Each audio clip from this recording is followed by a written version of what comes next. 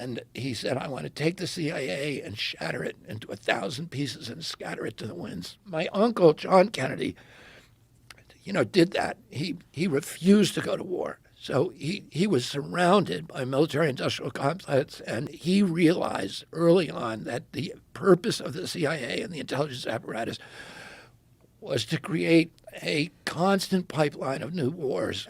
And 2 months later, the military and intelligence came to him and said, "We got to invade Cuba."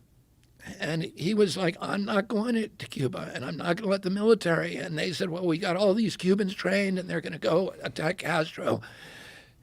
And he said, "Well, we can't. The U.S. government can't be doing that. I don't like what Castro's doing down there, but it's not the United States' job to dictate what kind of governments other countries have."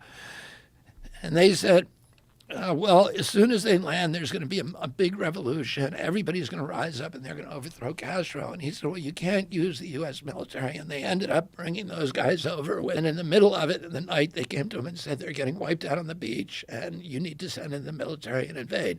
And he said, we're not going to do it. And he stepped out of that meeting, and he realized they had been lying to him and trying to trick him.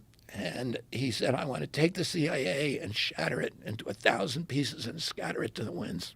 For the next 1,000 days of his presidency, he was at war with his military and intelligence apparatus. They tried to get him to go into Laos. He said no. They tried to get him to go into Vietnam, which they said that we need 250,000 combat troops. He refused. Everybody around him wanted him to go into Vietnam. He sent 16,000 military advisors.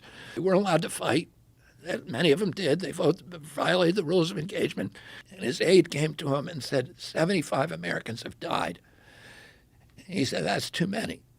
And he signed that day a national security order ordering all troops out of Vietnam. Then a month later, he was killed. So, but what he